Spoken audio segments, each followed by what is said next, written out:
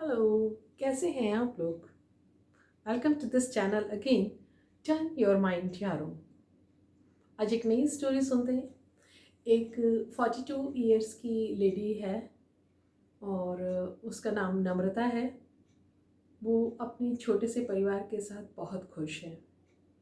उसके एक बहुत केयरिंग हस्बैंड और दो प्यारे बच्चे हैं। नम्रता खुद भी हाईली एजुकेटेड है, बहुत टैलेंटेड लेडी है और उसने अपने सारे टैलेंट्स का यूज़ अपनी गृहस्थी में अपने घर परिवार तक सीमित कर रखा है। जब भी उसके घर कोई विजिट करता है तो उसके घर को देखकर, उसके बच्चों के एटिकेट्स को देखकर, उसके खुद के मैनर्स को देखकर और उसके घर के वाइब्रेशंस को फील करके लोग उसके घर की और उसकी तारीफ़ किए बिना नहीं रह पाते हैं। वो अपने इस एज तक भी अपनी सारी क्वालिफ़िकेशन को अपनी फैमिली के लिए, अपने बच्चों के लिए पूरी तरह से यूज़ करती है। आज वो उस मोड़ पर है जब उसने एक नई बात को सीखा है और अपनी लाइफ में उसे अप्लाई भी कर लिया है। उसका अपना बड़ा बच्चा जिसने अभी +2 के एग्ज़ाम्स दिए हैं और वो उसे एक अच्छे कॉलेज में एडमिशन के लिए दूसरे बड़े सिटी में छोड़ कर आई है। और कुछ जो एग्ज़ाम्स के नियर का टाइम रहता है, ऐसा टाइम है वो अपने छोटे बच्चे और हस्बैंड के साथ आजकल कुछ फ्री सा फील करती है। तो एक दिन शाम को न्यूज़ चलाकर बैठी हुई है और न्यूज़ चैनल में तकरीबन सारी न्यूज़ के बीच में से एक न्यूज़ ऐसी थी जिसने उसके माइंडसेट को थोड़ा सा विचलित कर दिया। एक 18 ईयर्स का बच्चा जिसने अभी +2 के एग्ज़ाम्स पास किए थे, अपने स्कूल में टॉप किया था और अपने फर्स्ट ही अटेम्प्ट में अच्छे आईआईटी इंस्टीट्यूट में फर्स्ट काउंसलिंग में जगह पा ली थी। उसके घर में बहुत सेलिब्रेशन का माहौल था, लेकिन सडनली न्यूज़ की बात ये थी कि उस बच्चे ने सुसाइड कर लिया था। और ऐसा उस शॉर्ट सी न्यूज़ में 2 सेंटेंसेस की न्यूज़ में था कि बच्चे ने पढ़ाई के दबाव के कारण ऐसा कर लिया।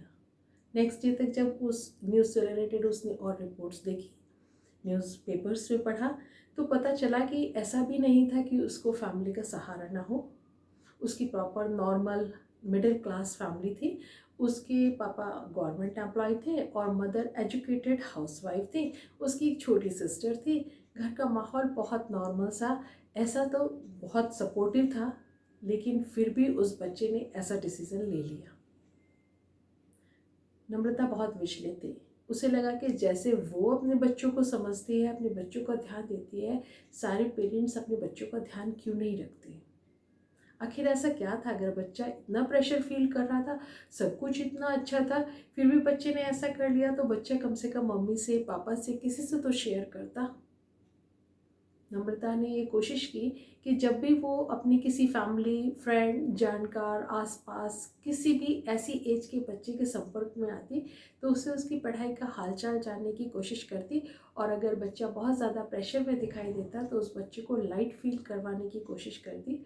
उसके पेरेंट्स को भी गाइड करती कि बच्चों के साथ ईजी रहें, बच्चों को हल्का महसूस करवाएं, क्योंकि हमसे बच्चे के लिए कोई भी नहीं सोच सकता, हम मानते हैं। लेकिन फिर ऐसी क्या बात है कि बच्चा इतनी सी एज में भी हमसे इतनी दूरी बना लेता है कि अगर वो कोई प्रेशर फील कर रहा है, वो किसी परेशानी में है, वो किसी मेंटल स्ट्रेस में है, तो बच्चा हमसे फ्रीली आके बात नहीं कर सकता। अगर उस बच्चे ने जिसने सुसाइड कर लिया था, उसने अपने मम्मी या पापा से उस समय पर अपनी स्थिति, अपनी मेंटल जो कंडीशन उसकी थी उसको डिस्कस किया होता, तो क्या वो उसको सही दिशा निर्देश नहीं देते? उन न्यूज़ में उसने डिटेल्स में जब जाना, तो उसने अपने एफबी अकाउंट से, उस सुसाइड करने वाले बच्चे ने अपने एफबी अकाउंट पे लाइव आकर रात 11 से 11:30 बजे अपने फ्रेंड्स को तो डिस्कस कर रहा है, जो भी उसका फ्रेंड सर्कल है, कि यार आजकल मैं बहुत प्रेशर फील करता हूँ, मेरा और पढ़ने का बिल्कुल मन नहीं करता, मेरा मन करता है मैं कई दिनों तक बहुत फ्री रहूँ, मैं कुछ गेम्स खेलूँ और बिल्कुल इस पढ़ाई से तो दूर रहने का मन करता है। और ऐसी बातें करता करता उसने खुद को एक पंखे के सहारे से हैंग कर लिया। बहुत दुखद बात है। अगर ये बात वो फ्रीली अपने पेरेंट्स से कह पाता तो पेरेंट्स उसको बेहतर गाइड कर पाते। हर घटना हमें कुछ सिखा देती है। हम भी इस घटना को सुनकर सीख सकते हैं कि हम अपने बच्चों के साथ इतने ईजी रहें कि बच्चा जब भी किसी परेशानी में हो, किसी स्ट्रेस में हो, तो वो बच्चा हमें आकर कह सके, क्योंकि आप अपने अनुभव से अपने बच्चे को बहुत अच्छी से अच्छी सजेशंस प्रोवाइड करोगे, अच्छी बातें बताओगे। लेकिन आदतन हम क्या करते हैं, बहुत अधिक पेरेंट्स अगर बच्चे ने आकर हिम्मत करके अपनी कोई बात आपसे कह भी दी, तो बजाय उसको सुनने के हम उसे उसी टाइम 10 नसीहत, 10 अच्छे उपदेश, लेक्चर्स और दे देते हैं, बच्चों की कमियां बता देते हैं और बच्चे को कुछ ऐसे बिहेव करते हैं कि बच्चे का बिल्कुल मन ये पक्का हो जाता है कि नेक्स्ट टाइम परेशान होऊंगा ना, अंदर से डिटरमिन कर लेता है कि इनको तो नहीं बताऊंगा। ऐसा ही शायद कुछ उस बच्चे के साथ हुआ। उसने अपने साधारण, अपने ही जैसे एज के बच्चों को तो शेयर किया कि वो कैसा फील कर रहा है, लेकिन उसने अपने मम्मी और पापा को शेयर नहीं किया। ऐसे प्रेशर्स को रिलीज करने का काम हम माँ बाप से अच्छा कोई नहीं कर सकता। तो इस बात के लिए अपने माइंड को प्लीज़ ज़रूर चेंज कर लीजिए और इस चैनल की सार्थकता को बनाने में हेल्प कीजिए कि टर्न योर माइंड यारो। अपने थोड़े से सिस्टम में पेशेंस को फीड कर लीजिए कि जब हमारा बच्चा हमसे कुछ बात कहने आए, चाहे उसकी लाइफ का कोई भी मोड़ हो, चाहे वो स्टूडेंट है, चाहे वो बड़ा हो गया है, लेकिन उस बच्चे में इतना विश्वास हो कि मैं अपने मम्मी या पापा से अपनी प्रॉब्लम को शेयर करूँगा तो वो मुझे बड़े आराम से सुनेंगे।